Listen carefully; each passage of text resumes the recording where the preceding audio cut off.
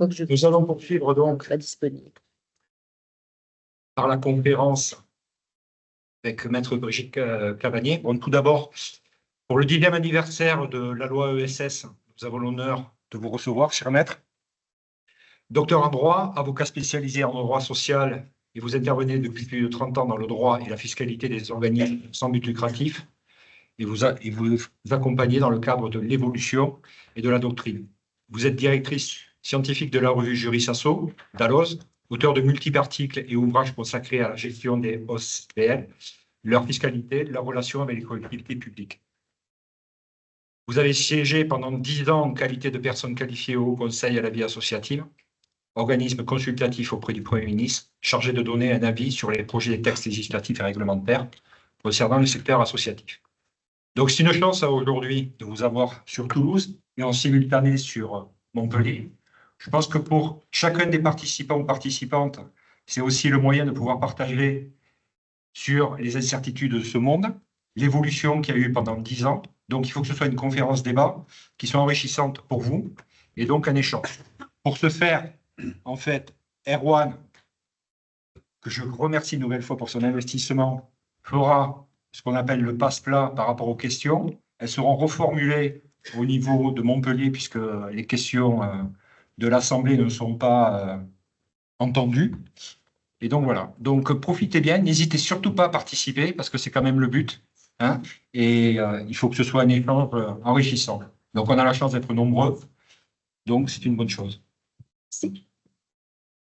Merci. Alors, j'avais prévu un PowerPoint, mais pour rendre la conférence débat plus dynamique, je ne vais pas le passer, mais je le transmettrai pour que les personnes qui veulent l'avoir puissent communiquer leur adresse mail et pouvoir le recevoir. Je ne sais pas comment vous ferez, c'est la technique qui me dépasse.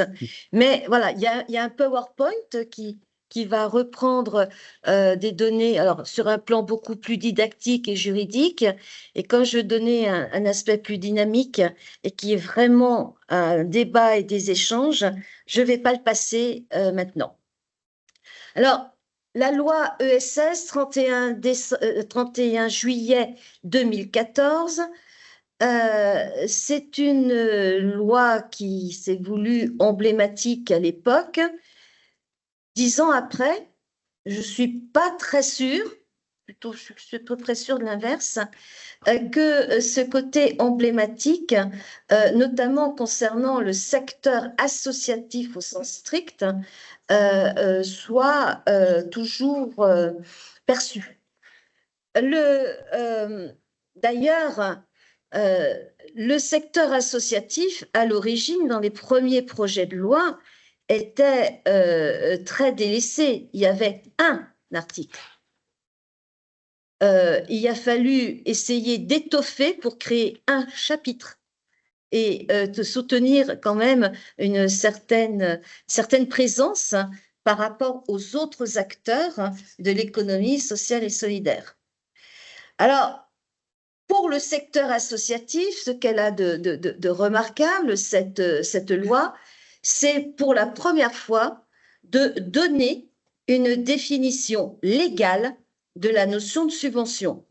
Parce que la notion de subvention, c'est quelque chose, je ne dirais pas vieux comme Hérode, mais qui remonte largement au XIXe siècle, une création jurisprudentielle des juridictions administratives qui a toujours admis que les pouvoirs publics pouvaient financer, pour des raisons d'intérêt général, l'action de personnes privées. Mais face à la montée en puissance de la commande publique, alors même que cette jurisprudence s'imposait dans notre droit, on avait de grandes difficultés. Je me souviens de discussions avec des élus locaux et quand je soutenais que des subventions pouvaient parfaitement légalement être versées à des associations, que rien n'était changé avec l'émergence et la montée en puissance de la commande publique. Certains élus me disaient « Oui, mais regardez, maître, code des marchés publics, c'est 1500 pages, un code épais comme ça c'est du tangible. Vous me donnez une définition jurisprudentielle de la notion de subvention, et bien la jurisprudence, elle va, elle vient. Un jour, elle peut tout à fait dire que les subventions ne sont plus valables, et on n'a pas de texte pour justifier. Et si on verse une subvention alors qu'on aurait dû passer un marché public, on encourt une responsabilité pénale. Et moi, élu, je veux un risque zéro. Bon, qu'est-ce qu'on répond à ça?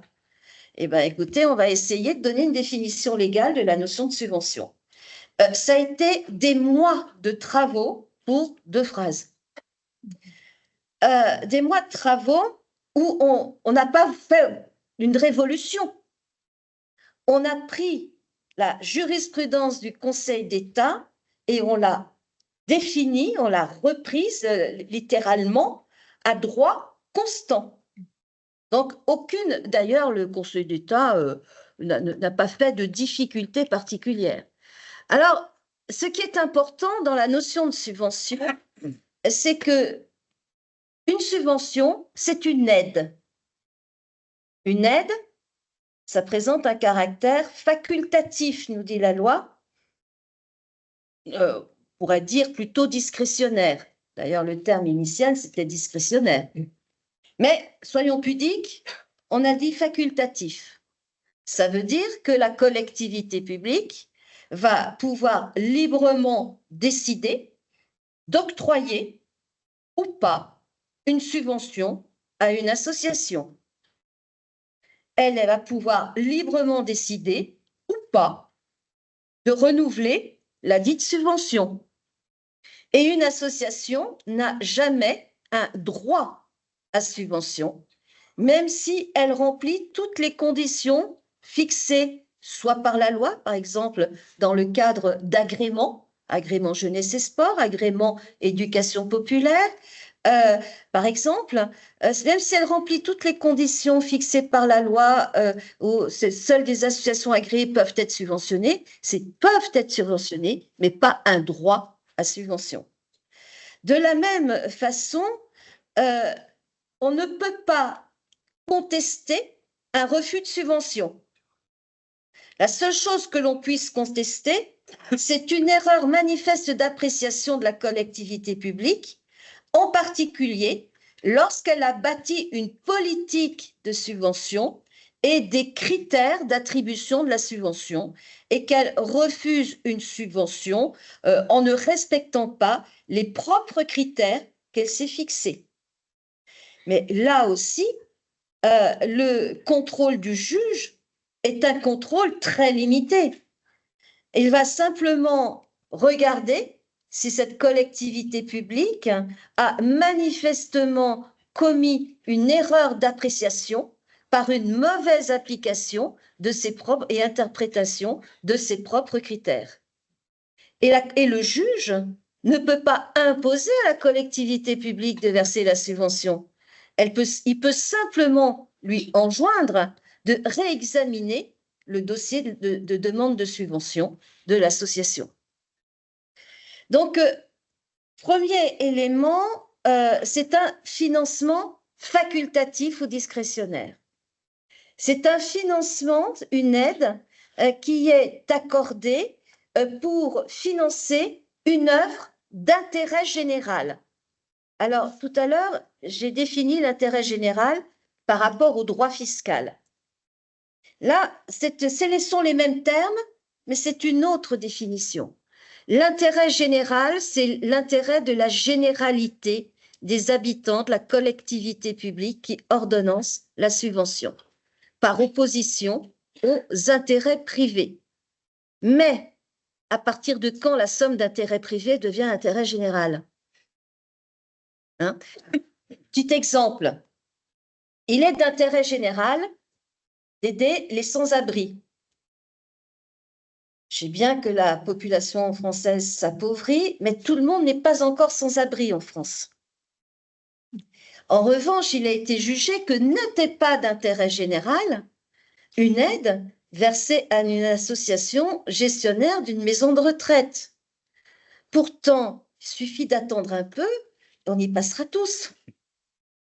Vous voyez, cette notion d'intérêt général, elle est somme toute excessivement subjective au sens du droit public, et on sait définir ce qui n'est pas d'intérêt général plus que ce qui relève de l'intérêt général.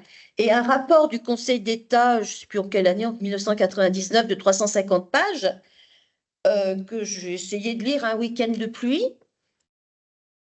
au bout des 350 pages, je n'avais toujours pas compris ce qu'était l'intérêt général. Donc, on doit financer une mission d'intérêt général globalement qui concerne l'intérêt de la généralité des habitants ou du plus grand nombre.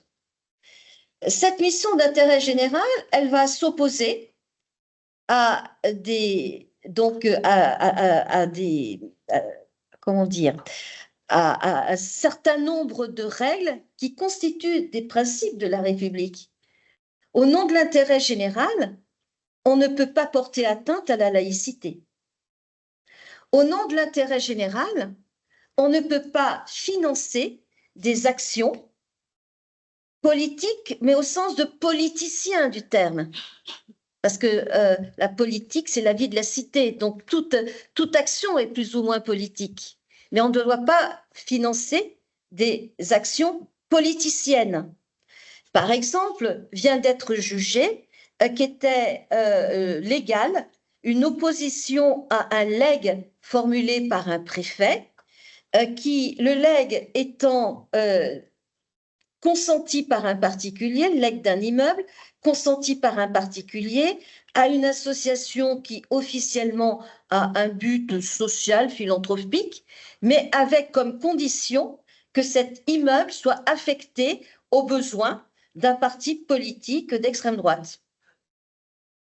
Ça, c'est pas l'intérêt général. C'est politicien et c'est illégal en ce qui concerne l'octroi de subventions, mais aussi de dons.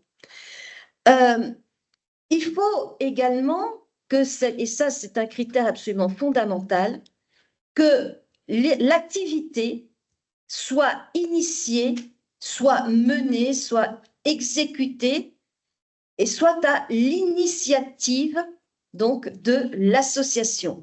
Et ça, c'est le critère fondamental, c'est ce qui va différencier le champ d'application de la subvention par rapport au marché public.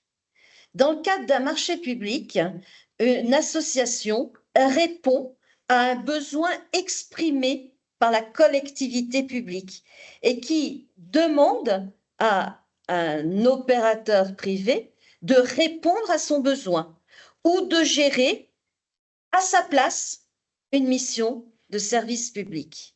En revanche, lorsque l'association est à l'initiative d'une activité d'intérêt général, ça ne rentre pas dans le champ de la commande publique et cela peut parfaitement faire l'objet, tout à fait légalement, valablement, d'une subvention. Le problème, c'est que parfois, il faut rentrer un peu dans l'historique de l'association et de ses relations avec la collectivité publique pour rechercher qui est véritablement à l'initiative de l'activité. À une époque, en gros avant 83, à une époque, l'association elle-même se qualifiait souvent de service public parce qu'il n'y avait pas de difficultés particulières, il n'y avait pas de conséquences particulières attachées à cette qualification, il n'y avait pas de conséquences juridiques. Les collectivités publiques elles-mêmes se glorifiaient d'avoir perçu un besoin de service public et d'en avoir confié l'exécution à une association. C'était tellement plus gratifiant dans une convention de subvention de dire la commune 2, ayant constaté des besoins en matière d'aide à la petite enfance, a décidé de créer une crèche et d'en confier la gestion à une association parentale, alors que le projet lui avait été apporté et présenté par la dite association et que le soutien, c'était avant tout une récupération politique de ce projet associatif avec un petit soutien financier à la clé. Maintenant, quand on lit dans des conventions de subvention que la commune a demandé à l'association de gérer le service et a décidé de lui apporter son soutien, s'il y a une demande d'annulation pour illégalité de la subvention, on passe un grand moment de solitude devant le juge administratif à essayer de lui expliquer que non, en réalité, c'est bien l'association qui est à l'origine de l'activité. Alors, donc, il faut se faire des recherches archéologiques dans les archives pour pouvoir démontrer et établir que c'est bien l'association. Mais quand on a affaire à une association qui, historiquement, était un simple démembrement de la collectivité publique, comme ça s'est fait énormément dans les années 80, où on avait des associations parapubliques, para-administratives, transparentes, là aussi, il y a une présomption de service public, même si officiellement, c'est l'association qui a créé l'activité. Donc, ce critère de l'initiative de l'activité est le critère fondamental, mais encore faut-il pouvoir le justifier, le critère fondamental qui justifie qu'une association puisse être subventionnée et qui n'oblige pas la collectivité publique, donc, à passer par une mise en concurrence dans le cadre de la commande publique. Or, malgré cette définition qui était destinée à rassurer, qui s'appuyait sur la jurisprudence du Conseil d'État, on a vu, en réalité, aucun changement dans les pratiques des collectivités publiques qui, de plus en plus, c'est le prix. La loi de 2014, elle a plus de 10 ans de retard. Plus de 10 ans de retard. Le pli est pris et les collectivités publiques favorisent la commande publique au détriment des subventions. Alors, favorisent pourquoi? D'abord, il y a une première chose fondamentale, c'est que le droit des associations est totalement méconnu désormais. Ce n'est pas enseigné, on apprend ça sur le tas, et nos cadres territoriaux, en particulier, ne sont pas formés à la culture associative. Je veux dire, on avait, il y a quelques années, des fonctionnaires de terrain, notamment en jeunesse et sport, notamment dans les collectivités locales, qui connaissaient leurs associations, qui connaissaient la pratique, qui avaient une culture de la vie associative qui n'existe plus. Et c'est, je trouve, absolument dramatique, cette acculturation des personnes publiques concernant le secteur associatif. Un élément également important, c'est l'informatique et le moindre effort. Un directeur général des services va appeler son collègue de la commune voisine. « Tiens, j'ai un problème de crèche, t'as fait quoi, toi ?»« Oh, moi, j'ai passé un marché public. T'en es content ?»« Bon, ouais, pourquoi pas. Ça ne pose pas de difficulté majeure. » Bon, si ça en pose, on ne le sait pas. Hein. Exemple, les ogres. Hein. Ça ne pose pas de difficulté majeure. Tu peux m'envoyer ton modèle de marché? Oui, pas de problème. Un clic, on transfère. Et c'est comme ça que l'on se retrouve avec une démultiplication des marchés publics à la place de conventions de subvention, y compris par des associations ayant plus de 50 ans d'existence. Et quand on explique au secrétaire général de préfecture que est-ce qu'il a lu la circulaire Valls de 2015, ce qui explique comment on distingue la subvention de la commande publique, les conventions de subvention, etc. Je lui ai demandé s'il l'avait lu et j'attends toujours la réponse. La circulaire Valls, elle s'est enterrée en même temps que son auteur. du restaurant en Espagne. Donc, on a multiplié la commande publique sans se rendre compte des conséquences que cela allait avoir sur le secteur associatif. Et les conséquences, elles sont, à mon sens, dramatiques. Et on n'a pas fini, en termes de cohésion sociale, de payer cela. Alors, premièrement, cela a attiré le secteur marchand dans des secteurs d'activité qui jusqu'alors étaient exercés par des associations avec un vrai savoir-faire.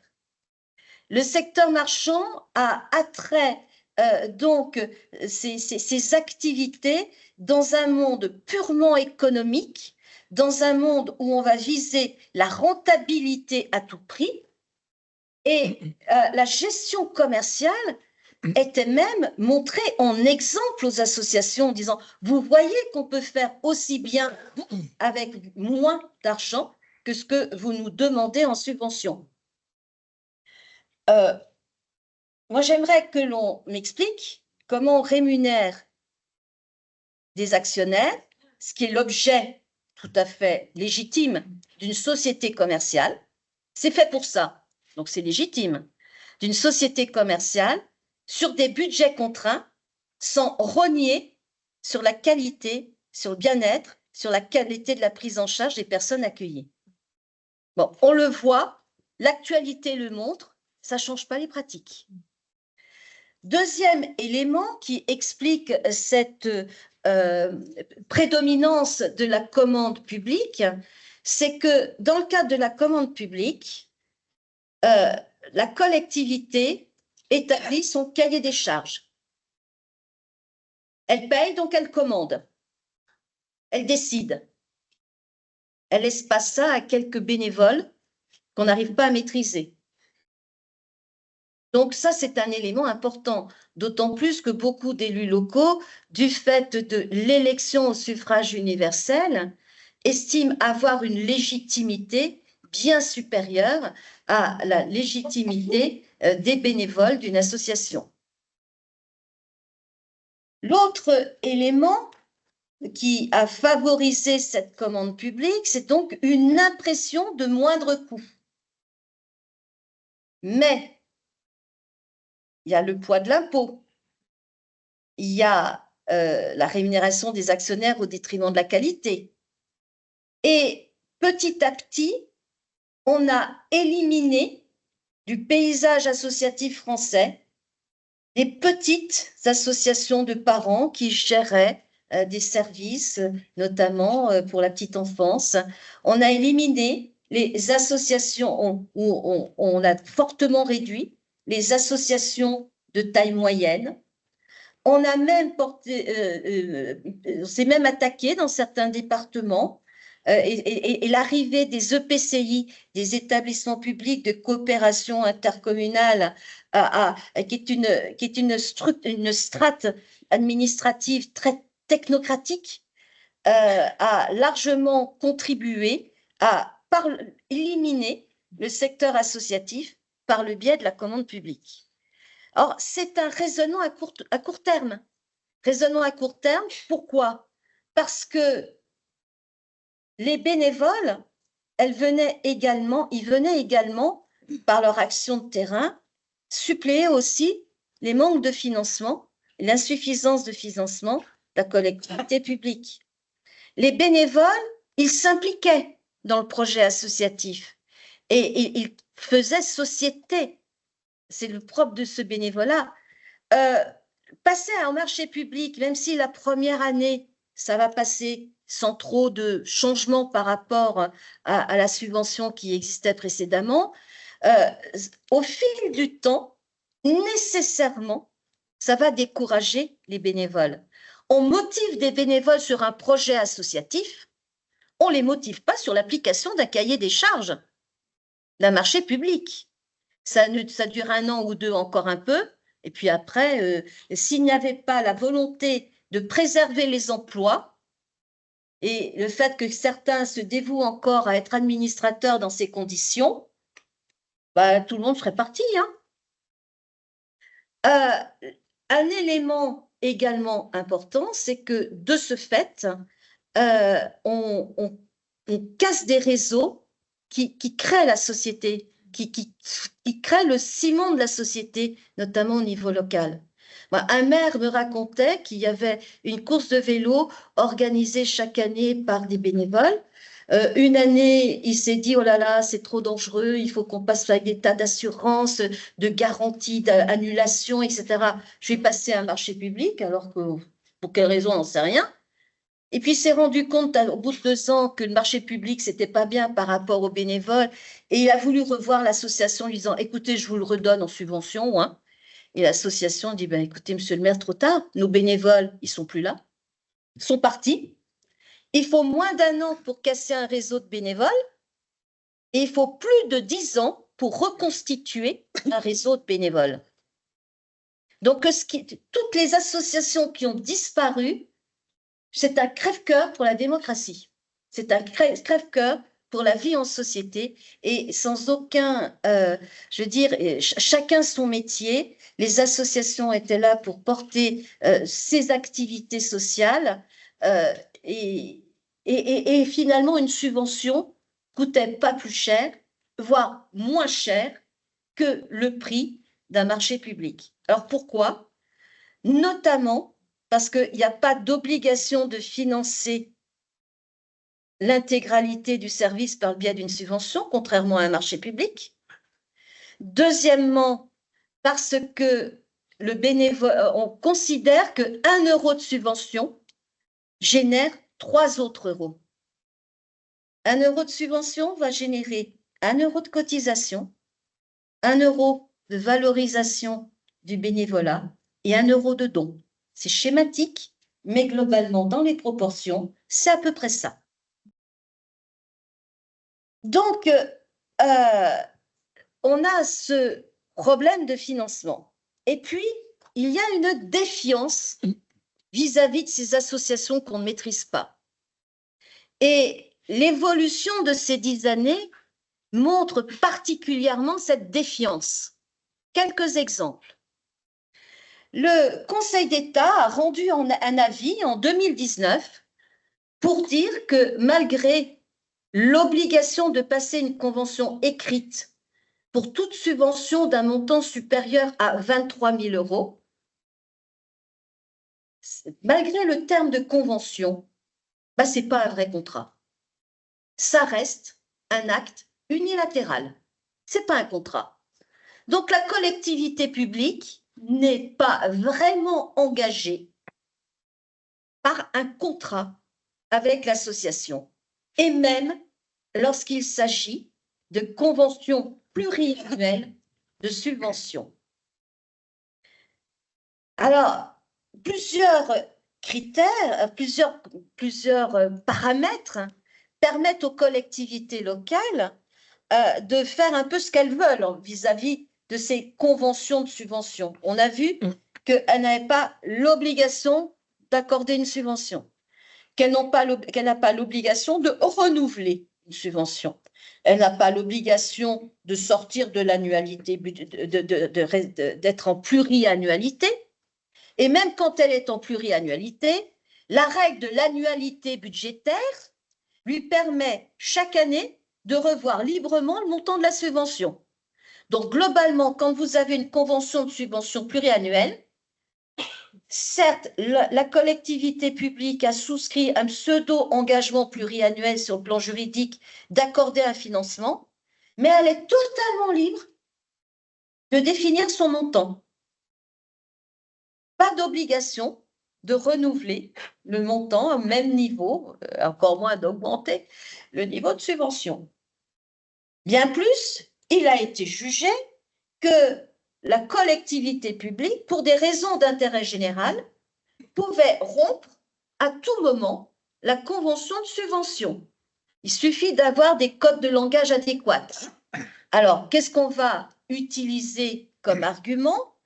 On va dire que l'association, enfin, il est d'intérêt général de rompre cette convention de subvention pour passer au marché public. La collectivité a le droit de le faire. parce que le principe constitutionnel de libre administration des collectivités territoriales autorise la collectivité publique à choisir librement le mode de gestion qu'elle souhaite pour une activité, de faire de cette activité un service public local qu'elle va maîtriser à travers soit une régie directe, une gestion publique, soit une gestion déléguée dans le cadre d'un marché public ou d'une concession de service public. C'est d'intérêt général et on n'a pas le droit de contester la validité de cette décision en faisant valoir que la subvention était parfaitement légale. Donc, la collectivité publique est libre de changer à tout moment, même en cours de convention de subvention, son mode de relation avec l'association.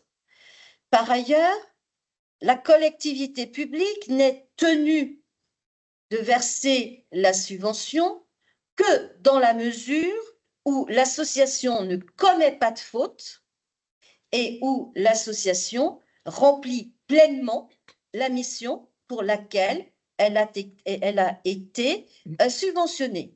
Donc, s'il y a un dépôt de bilan de l'association, on coupe le financement public parce qu'il n'y a pas de raison qu'on utilise l'argent public à payer les dettes d'une association par définition mal gérée. Deuxième élément, en cas de faute, si l'association ne produit pas ses comptes de l'exercice écoulé, ne justifie pas de l'usage de la subvention, n'établit pas un compte d'emploi de l'usage des subventions affectées, ne produit pas toute pièce justificative demandée par la collectivité publique. Toute pièce justificative, c'est large. La seule chose dont on soit sûr, c'est qu'elles n'ont pas l'obligation de transmettre la liste nominative des membres. Ça a été jugé, mais tout le reste, c'est un no man's land, enfin, c'est toute pièce justificative. Voilà. Et ou produit ses comptes avec retard, ça justifie qu'on ne verse plus la subvention, voire que l'on ordonne le remboursement des subventions déjà versées.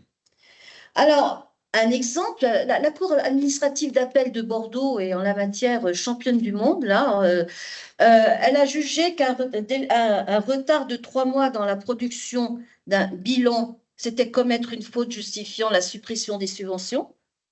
L'association se défendait en disant qu'elle avait remis le rapport du commissaire aux comptes. Et là, c'est absolument sublime. Dans l'arrêt, on nous dit, rien ne nous dit que avec ce rapport du commissaire aux comptes, il y avait effectivement le bilan. Et puis comme il y a plusieurs rapports de commissaires aux comptes, on ne sait pas lequel était le bon. Simplifié. Messieurs les commissaires aux comptes, je vous laisse apprécier. Voyez, il y a quand même, et puis, troisième moyen également, pour la collectivité publique, de sortir d'une convention de subvention à tout moment, eh bien, c'est quand il y a un changement politique et avec des élections. Avant, on se disait, eh ben, on va au moins jusqu'au budget de l'exercice suivant, ben, même plus. La Cour administrative d'appel d'Arras a jugé que le fait, à la suite d'une élection, d'une nouvelle tendance politique, autorisait donc les nouveaux élus de changer de politique et d'arrêter purement et simplement, en cours d'exercice, une convention de subvention alors que l'association n'avait commis aucune faute, poursuivait son activité subventionnée, etc., etc. Il y a même une fois, donc là c'était dans les docteurs, une association d'éducation populaire qui chaque année mettait à disposition je ne sais plus comment on appelle ça, des agents pédagogiques, quoi, donc de collèges et lycées de cette collectivité dans cette île. Et c'est une convention qui était renouvelée chaque année sachant que régulièrement, la collectivité territoriale renouvelait cette convention de subvention avec retard après la rentrée scolaire, mais attendait de l'association, dès la rentrée scolaire, la mise à disposition de ces agents pédagogiques. Et puis, une année, elle ne bouge pas, elle ne dit rien. Donc, l'association renouvelle les contrats de ces agents pédagogiques, commence à les recruter. Et puis, la rentrée scolaire a lieu. Et 3 semaines après la rentrée scolaire, la collectivité publique vient dire à cette association, eh bien, finalement, non, on ne fait plus appel à vous. Sauf que l'association avait recruté le personnel. Donc, il fallait qu'elle licencie. Donc, elle a demandé une indemnisation en justice pour le préjudice qu'elle a subi. Eh bien, la Cour administrative d'appel a considéré que non seulement la collectivité publique n'avait pas commis de faute parce qu'elle n'avait pas dit à l'association qu'elle renouvelait la convention qui était renouvelée depuis 10 ans d'année en année, donc qu'il n'y a pas droit à subvention, donc on ne peut pas se plaindre, et que bien plus, si l'association a subi un préjudice, c'est de sa faute à elle, parce qu'elle a pris un risque en embauchant sans savoir si la collectivité publique ferait à nouveau appel à elle ou pas. Donc, vous voyez, le caractère discrétionnaire de la subvention a pris ces dernières années, et depuis en particulier cet avis du Conseil d'État de 2019, un caractère tout à fait excessif de la part des juges administratifs. Globalement, si on emploie les bons termes, le bon code de langage, globalement, une collectivité publique fait ce qu'elle veut. Alors, il est excessivement important d'avoir des relations de confiance et constantes avec ses partenaires publics. Ça, c'est vraiment fondamental. Et il est également fondamental de mettre en place des dialogues de gestion et de partager sur les projets qui sont au cœur qui sont des priorités pour la collectivité publique, et faire en sorte que ces projets publics correspondent aussi au projet associatif de l'association, et qu'elles ne deviennent pas un opérateur. Une autre évolution tout à fait liée à cette notion de développement de la commande publique, c'est qu'on a vu fleurir ce qu'on appelle des recueils d'initiatives ou des appels à projets. Alors, normalement, donc l'appel à projet, c'est la collectivité publique qui lance une thématique et qui demande aux opérateurs associatifs de présenter un projet qui rentre dans cette thématique. Mais la collectivité publique ne doit pas détailler ce qu'elle attend, parce que sinon on n'est plus dans un cadre de subvention, mais on passe dans la commande publique. Alors, l'appel à projet, l'appel à initiative est un mixte que je trouve assez pénalisant pour les associations, parce qu'en réalité, il y a une mise en concurrence, mais entre associations, et la collectivité publique, en réalité, impose souvent sa propre vision des choses à travers ce document cadre qui constitue l'appel à projet. Alors, on a peu de jurisprudence encore là-dessus, sauf parfois des requalifications en marché public, mais c'est quand même une forme de mise en concurrence. Alors, entre opérateurs associatifs, mais quand même une forme de mise en concurrence, et quelque part également une aliénation de la liberté associative et du projet associatif des associations. Autre conséquence, autre conséquence de ce développement de la commande publique, c'est que le propre de la mise en concurrence c'est précisément d'attirer une concurrence, et notamment une concurrence commerciale. Et ça a des conséquences sur la fiscalité même de l'association. Alors, il y a parfois quelques petits miracles, mais le plus souvent, quand l'administration fiscale constate qu'il y a des appels à concurrence, que des sociétés commerciales répondent à ces appels d'offres, et même si c'est l'association qui remporte le marché, eh bien, l'administration fiscale considère que du simple fait que des sociétés commerciales ont répondu, prouve cette concurrence commerciale. Deuxièmement, l'association qui répond à un marché public va mettre en œuvre l'activité conformément au cahier des charges fixé par la collectivité publique et dans les mêmes conditions que le ferait n'importe quel opérateur, quel que soit son statut juridique. Donc, une société commerciale appliquerait ce cahier des charges de la même façon qu'une association.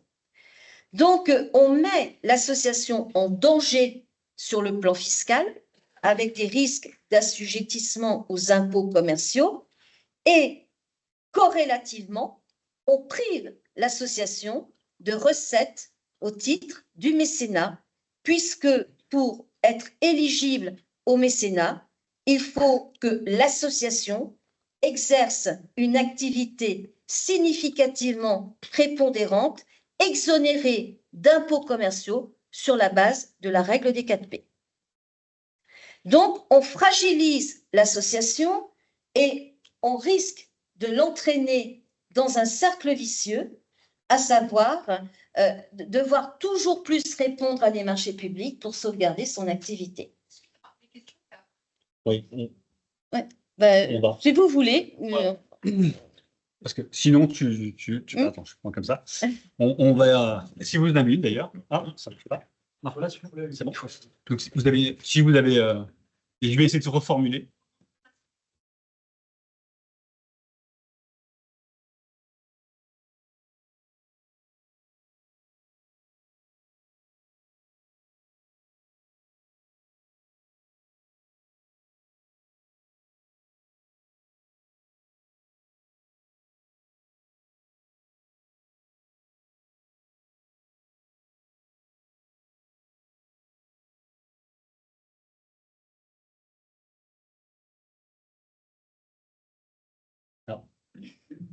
Peut-être pour, excusez-moi, j'essaie de reformuler pour nos amis de Montpellier, hein, je suis désolé. La question que vous posez, c'est comment une association peut créer une entreprise fiscalisée et quel lien il peut y avoir entre les deux pour éviter cet écueil. À peu près. OK.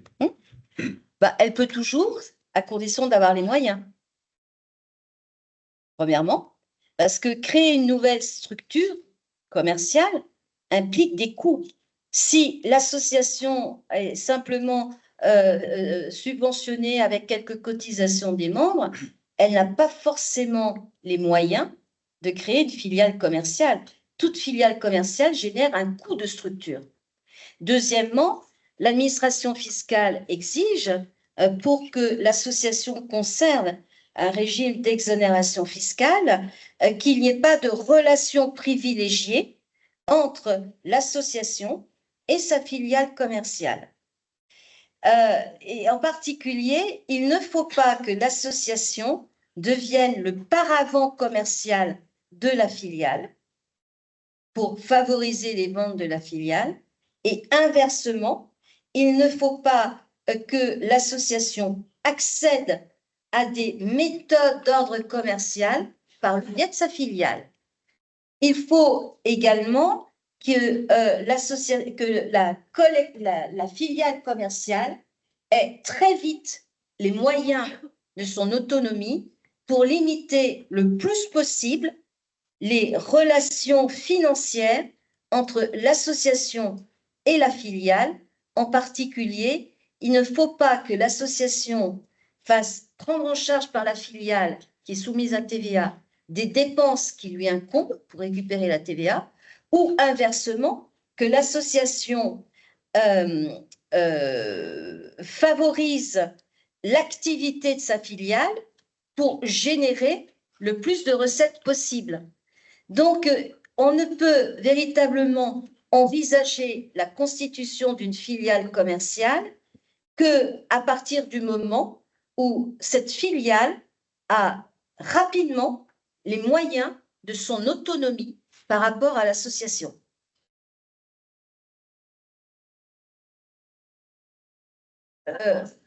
Oui, alors, le mécénat n'est possible que pour des associations soumises aux impôts commerciaux. Si l'association est exonérée d'impôts commerciaux, elle ne peut pas devenir mécène de la filiale, de toute façon. Hein. Et il ne faut pas que par le biais de ces de conventions… C'est l'inverse.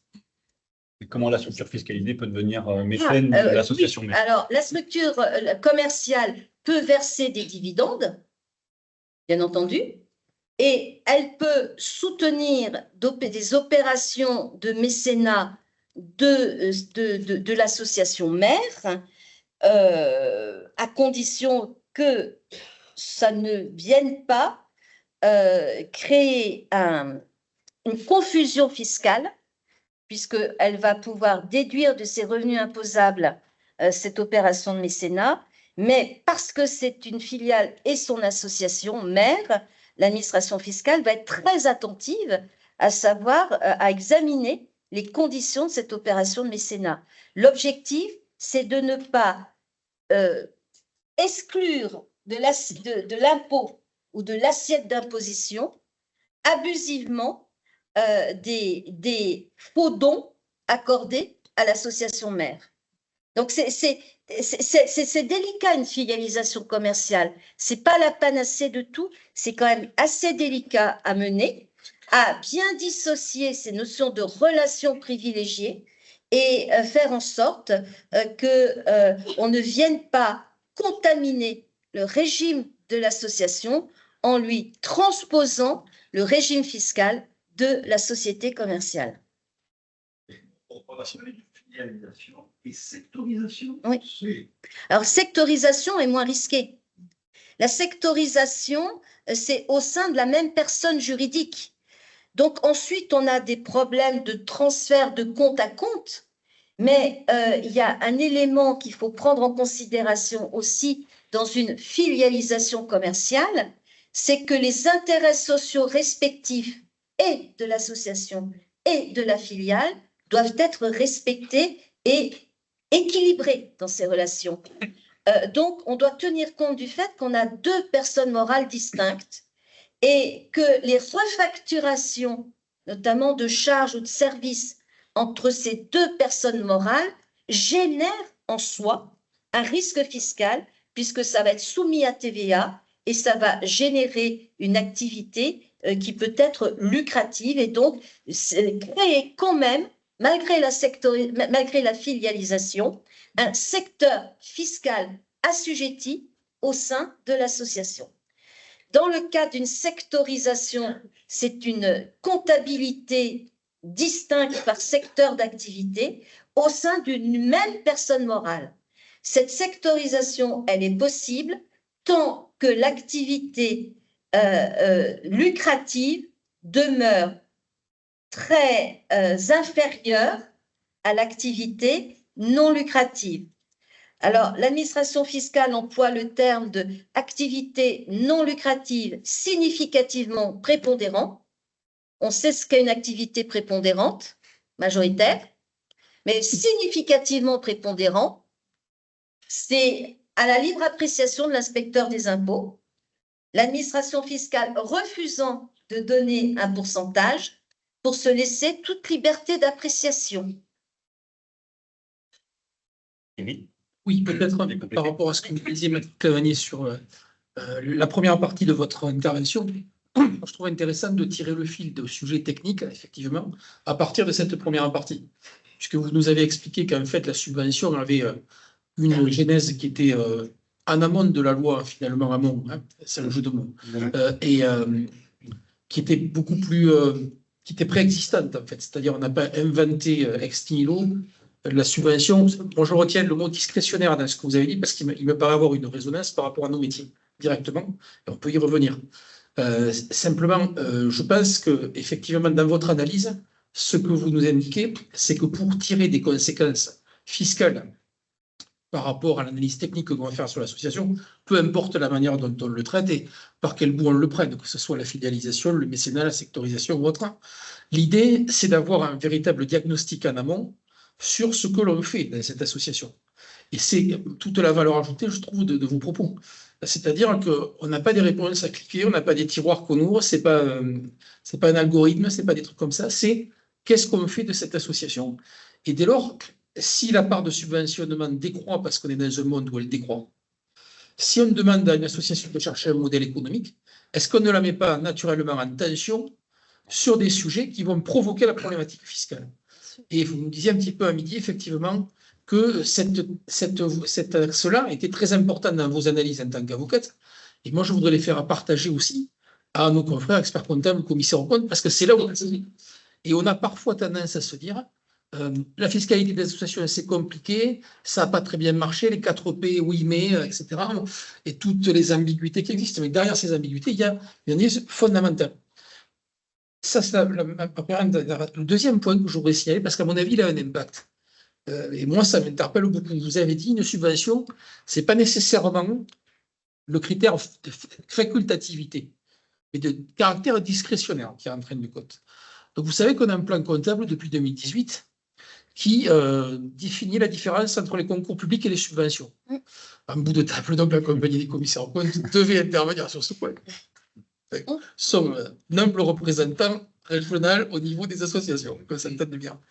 Moi, j'ai toujours été très étonné parce que finalement, l'exemple qu'on trouve dans le plan comptable, c'est l'exemple des prestations CNAF pour qualifier ce qu'est un concours public. Alors, c'est vrai que ce n'est pas facultatif, mais pour en avoir discuté également avec des responsables à la CAF, moi, la réponse qui m'a été donnée, ça reste discrétionnaire. En d'autres termes, on a des interrogations.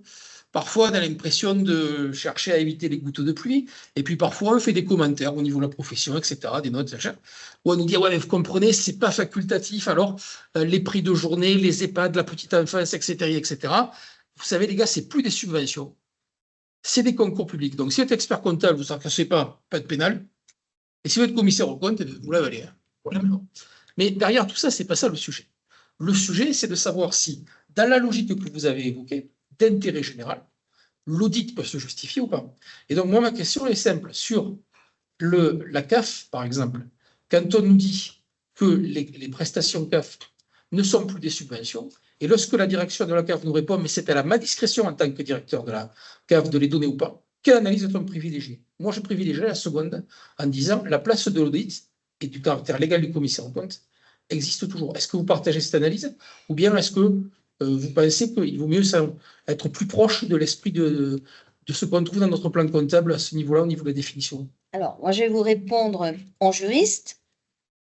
Il y a de la jurisprudence sur les prestations CAF qui vient de dire que ce sont des subventions. Oui. Un arrêt pour administratif d'appel d'Aix, en Provence. Et j'ai de la jurisprudence sur la tarification médico-sociale qui nous dit, mais comme c'est à partir du moment où on est autorisé, s'il y a une obligation de financement dans des conditions tout à fait définies par le décret budgétaire, etc., de 2003, ce n'est pas une subvention, c'est une contribution, effectivement. Et ceci dit, ça a un impact effectivement sur la mission du commissaire aux comptes, puisque il y a beaucoup de tout petits établissements médico-sociaux, il y en a de moins en moins, qui avaient plus de 153 000 € de prix de journée et qui n'ont pas désigné de commissaire aux comptes. Et parce que ce n'était pas juridiquement des subventions, et ça a été validé par la jurisprudence. En revanche, ça n'empêche pas que des associations médico-sociales ayant des prix de journée, si elles ont plus de 153 000 € de subventions, réellement des subventions, pour financer un projet particulier, une subvention d'investissement, un projet expérimental qui n'a pas encore fait l'objet d'une convention au titre d'un prix de journée ou d'une dotation globale, là, il y a une obligation de commissariat aux comptes parce que c'est une vraie subvention d'un montant supérieur à 153 000 euros. Oui, mais le caractère discrétionnaire dans le cadre d'une dotation globale, par exemple, dans le cadre Les règles sont, demeurent sous-jacentes. Oui, enfin, oui et non. Parce que, si vous voulez, vous avez pour autoriser un établissement médico-social, il y a des procédures d'appel d'offres tout à fait spécifiques au secteur, avec des mises en concurrence sur la base de critères, et c'est un peu comme un marché, avec des conventions, des habilitations à l'aide sociale qui vont ensuite déclencher le financement par prix de journée ou dotation globale. Et les modalités de calcul sont extrêmement précises et réglementaires. C'est… est-ce que dans un CEPOM, par exemple, Oui. on parlait des conventions d'objectifs. Oui. Parce que non, mais la problématique, c'est quand même celle-là. C'est-à-dire dans quelle mesure un texte s'impose de par lui-même, sans intervention sur le fond de l'administration, auquel cas on pourrait considérer qu'effectivement, il n'y a pas de caractère de subvention. Mais s'il y a un niveau de décision, enfin, c'est un sujet qui nous occupe, moi, il me semble. Oui. Alors, on parle d'association. Alors, là, on rentre dans la technique. Peut-être un dernier retour et après on repasse. Le fait qu'ensuite on soit passé d'une logique de prix de journée à une logique de dotation puis de CEPOM n'enlève pas le caractère de contribution et non pas de subvention, compte tenu de toute cette réglementation médico-sociale qui s'impose autant à l'administration qu'elle s'impose aux opérateurs du secteur médico-social. Merci pour cette précision. Je ne voulais pas être trop long, mais je crois que c'est un sujet qui intéresse quand même certains confrères. Merci. Du coup, je reviens vers vous sur la salle si vous avez des questions ou des commentaires, que ce soit ici à Toulouse ou à Montpellier. Attends. Alors. Ah. Néo. Pardon. Est-ce que vous pouvez expliquer pourquoi certaines subventions, on a des règles qui disent qu'ils interdisent la redistribution des subventions? Est-ce que vous savez ce qu'il y a derrière en fait? Oui. Pour Montpellier, pardon, la question est de savoir la question sur la redistribution des subventions touchées par une association. Oui. Le principe, c'est qu'on interdit le reversement de subventions. Donc, l'organisme bénéficiaire d'une subvention n'a pas le droit de la reverser à un autre organisme, sauf autorisation expresse de la collectivité publique versante, validée par son contrôleur financier. Pourquoi? Tout simplement pour la traçabilité de cette subvention et de l'usage de la subvention. N'oublions pas que les associations subventionnées relèvent du contrôle de la Cour des comptes et il faut s'assurer que les subventions ne sont pas détournées de leur objet et qu'elles ne viennent pas financer par le biais de reversement un objectif différent de celui pour lequel les subventions ont été accordées. Si on reverse une subvention sans autorisation, on est en situation de gestion de fait de fonds publics et on commet un délit de détournement de fonds publics. Donc, c'est grave. Alors, on dit quand même, sauf autorisation de la collectivité publique versante.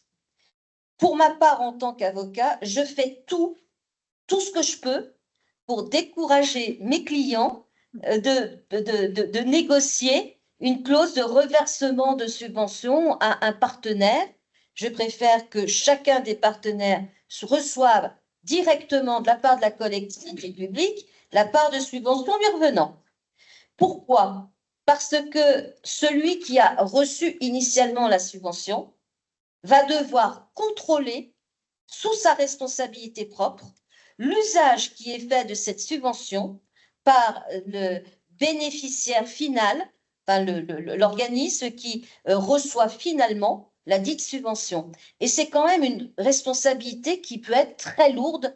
Alors, globalement, pour des fédérations d'associations qui sont chargées en particulier par l'État de redistribuer à leur réseau des enveloppes de subventions, OK, mais à part ces hypothèses-là, quand on veut avoir une autorisation de reversement de subventions, essayons de faire comprendre à la collectivité publique qu'elle a tout intérêt à partager ce montant de subvention et à l'attribuer directement au partenaire associatif qui va réaliser telle ou telle partie de la mission subventionnée et éviter par pitié de rentrer dans ces logiques de reversement de subventions. C'est la porte ouverte à des tas de problèmes et de responsabilités de la part de l'organisme qui a reçu initialement la subvention.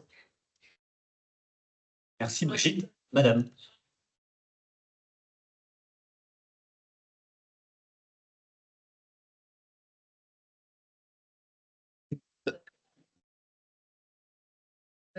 Non. Alors, ce qu'il faut voir, c'est pas le fait d'utiliser la subvention pour payer un fournisseur ou un prestataire. Ça, c'est tout à fait possible, associatif ou non. Ça, c'est tout à fait possible. On reçoit pas une subvention pour la mettre sous globe et ne pas pouvoir s'en servir. Donc, on peut s'en servir pour payer ses prestataires, ses fournisseurs. Ce que l'on ne peut pas faire, sauf autorisation, et c'est dangereux, malgré une autorisation, c'est reverser la subvention à un partenaire ou à une autre association, partenaire ou pas d'ailleurs, qui va utiliser la subvention conformément à son objet peut-être ou pas. Mais c'est l'association qui a reçu initialement la subvention qui en porte la responsabilité vis-à-vis de la personne publique et des chambres régionales des comptes et de la Cour des comptes. C'est bon pour vous? Okay. Est-ce qu'il y a d'autres questions, commentaires dans la salle? À Montpellier, je ne sais pas, Philippe, si tu as des questions ou des réactions.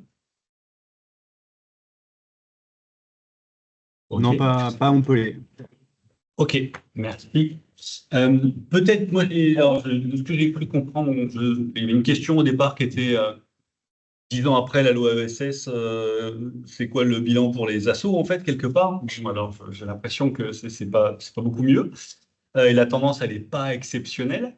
Du coup, comment tu vois l'avenir, ou en tout cas les sujets ou les travaux à mener et à faire pour revenir peut-être à davantage de reconnaissance de l'initiative citoyenne et quoi pour protéger nos modèles économiques aussi, parce que ça a été un peu dit par Thierry, qui dit baisse des subventions. Pour info, les subventions sont passées de 37% à 20% du modèle économique des associations en une dizaine d'années, au détriment ou au bénéfice des marchés publics, ce que disait Brigitte tout à l'heure.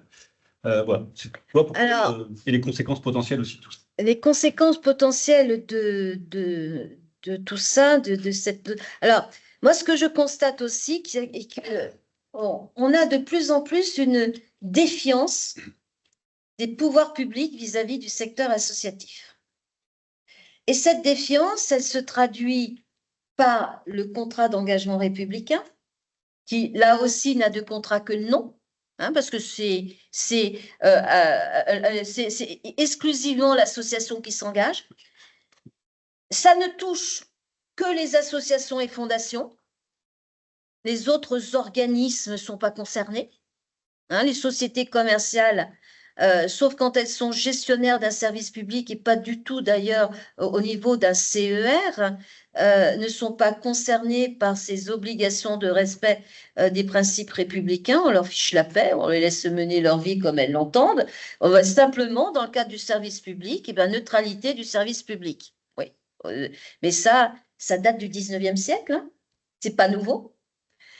Il y a vraiment que les associations et fondations qui sont touchés par ce CER et qui marquent quand même à la fois une défiance du monde public, et par ailleurs, on leur dit, mais faites le ménage chez vous. vous, les administrateurs d'associations subventionnées ou agréées, vous devez nous garantir que les principes républicains seront respectés dans votre association par les dirigeants, par les membres, par les bénévoles, par les salariés. Et si vous avez connaissance, alors là, il y a un petit chef-d'œuvre, c'est le guide du CER. Hein. Petit chef-d'œuvre, on nous dit, la loi nous dit, si vous avez connaissance d'atteinte à ces principes républicains et que vous ne réagissez pas, vous devenez responsable pénalement. Et s'il y a des atteintes graves, ça peut aller jusqu'à la suppression de toutes les subventions, à l'information, et c'est une obligation pour la collectivité publique de couper les subventions, d'informer le préfet qui informera tous les autres financeurs. En moins d'un an, on a mis l'association en liquidation judiciaire. Hein. Donc, je veux dire, c'est quand même assez grave parce que ces principes républicains, quand on les lit comme ça rapidement, liberté, égalité, fraternité, respect de l'égalité des hommes et des femmes, pas de violence, pas d'atteinte à l'ordre public, on dit oui, bah oui. Sauf que derrière ces termes, on peut y mettre à peu près tout et n'importe quoi. Et c'est la porte ouverte quand même, et Erwan l'a évoqué, donc je ne vais pas développer davantage, mais c'est la porte ouverte effectivement à la remise en cause de libertés fondamentales. En la matière, il n'y a pas encore beaucoup de jurisprudence, quelques référés administratifs, pas beaucoup d'actions au fond, mais en la matière, globalement, le juge administratif fait preuve de sérieux dans l'analyse de ces atteintes apportées aux principes républicains face à une liberté fondamentale qui est la liberté d'association et la liberté de conscience, liberté de pensée, etc. Mais on n'a pas encore beaucoup de recul en la matière. Un autre élément qui montre quelque part aussi cette défiance du monde politique vis-à-vis du monde associatif, c'est une loi du 24 avril 2024 qui impose aux associations de procéder, comme toutes les sociétés commerciales, à une déclaration des bénéficiaires effectifs au sein de l'association. Alors, donc ce sont les personnes physiques qui, dans les sociétés, exercent la gouvernance, la direction de la société, ou sont des représentants d'organismes en lien avec la société et qui ont une influence et qui peuvent recevoir les rémunérations, etc. Et les salariés. Le problème, c'est qu'une association, elle n'appartient pas à des actionnaire. Une association, elle n'appartient pas à personne, pas même à ses dirigeants. Une association, elle appartient à elle-même, personne morale, et pas aux personnes physiques qui composent cette personne morale. En principe, dans une association, il y a le plus souvent un fonctionnement dit démocratique. En principe, les dirigeants sont élus et ils sont bénévoles. Alors, qui est bénéficiaire effectif dans une association, au sens où on l'entend dans une société commerciale? Alors là, la loi nous dit, si les critères en vigueur dans les sociétés commerciales ne sont pas remplis dans une association, qui on désigne? Le président. C'est tellement simple. Et après, on s'étonne qu'on ne trouve plus de président dans les associations.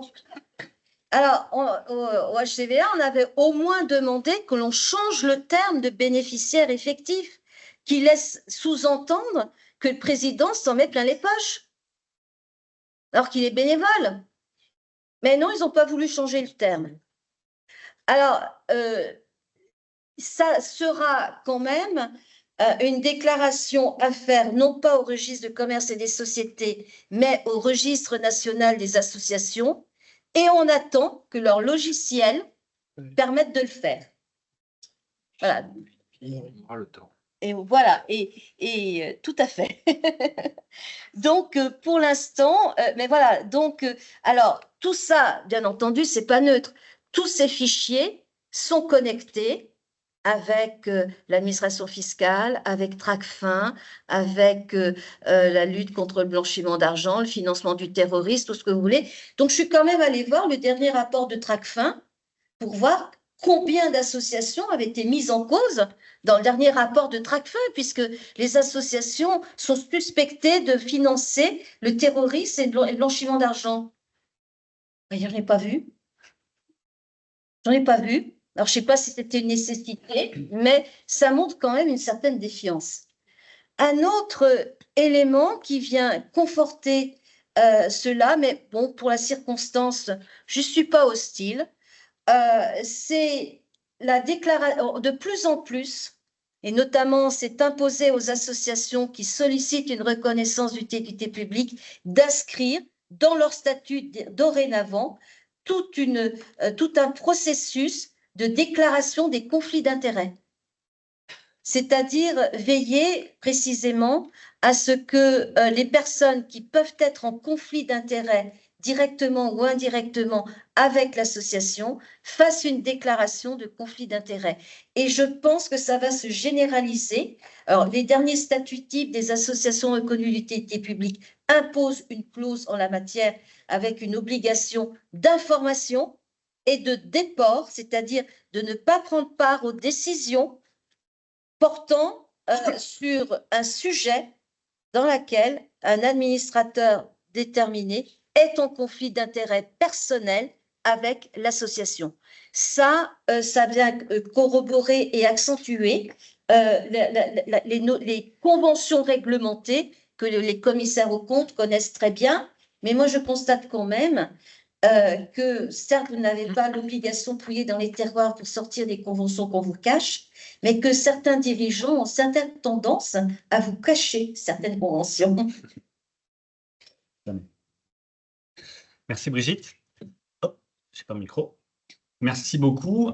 Est-ce que vous avez d'autres réactions, d'autres commentaires, parce qu'on arrive à la fin à peu près prévisionnelle de notre temps collectif. Madame. Moi, j'ai compris de la lecture du texte que ça allait au-delà du président. Il y avait le directeur général et moi, j'ai vu tout le conseil d'administration même qui avait été désigné. Alors, s'ils remplissent les conditions. Alors, pardon, la question est de savoir qui est concerné potentiellement par la déclaration. Alors, effectivement, toutes ces personnes-là, potentiellement, si effectivement, ils remplissent les conditions quant alors pas de détention de capital, hein, mais quant au nombre de voix, mais si personne ne remplit aucune de ces conditions, c'est le président. Il est content de l'être.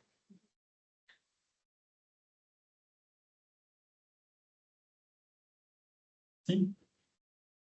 Je ne sais pas s'il y a d'autres questions, réactions, ou si on conclut, on termine cette conférence débat. Globalement, je suis un peu pessimiste, hein, vous l'avez compris. Pas du tout. Moi, j'ai beaucoup d'optimisme de cet échange et je vais ressortir boosté et gonflé à bloc. Mais on n'abandonnera pas de toute façon et on sait qu'on pourra compter sur toi aussi dans ces combats qui nous attendent quelque part. Je crois qu'il y avait une question. Pardon, je n'avais pas vu. Ah oui, pardon.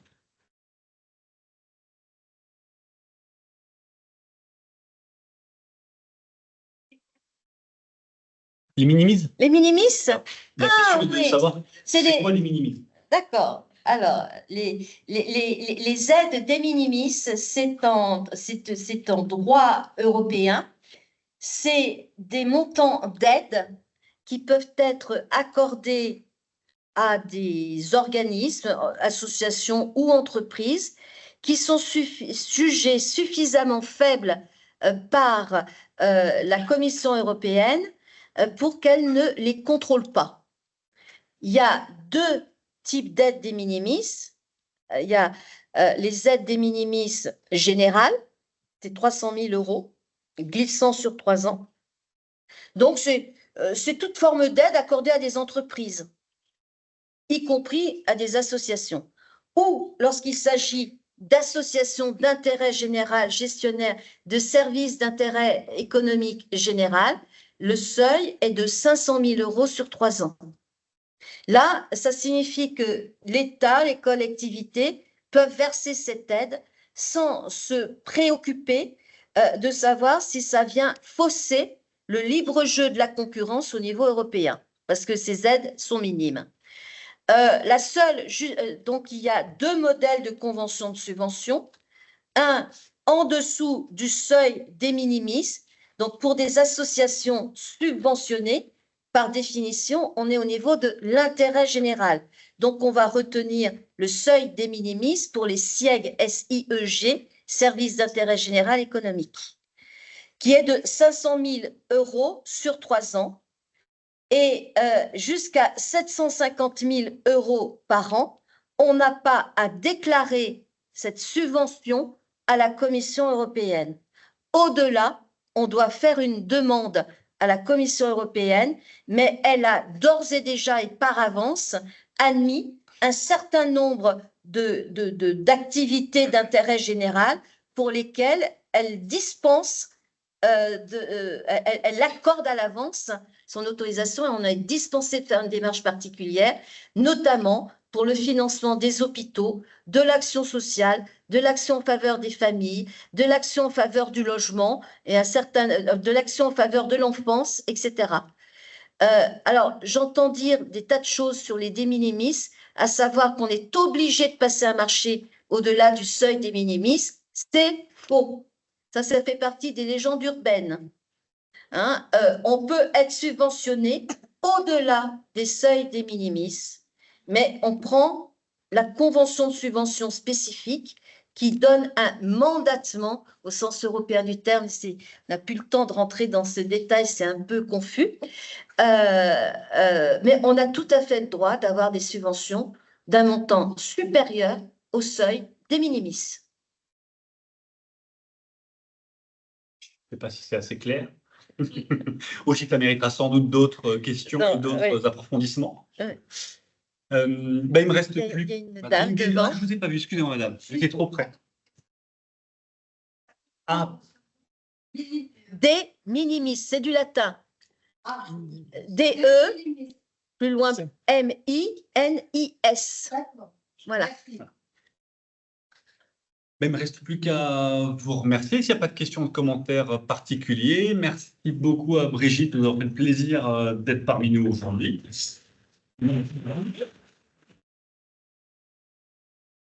Merci, oui. Aussi, on vous remercie. C'était très clair et toujours Brigitte est vraiment formidable sur ces points-là. Merci Philippe.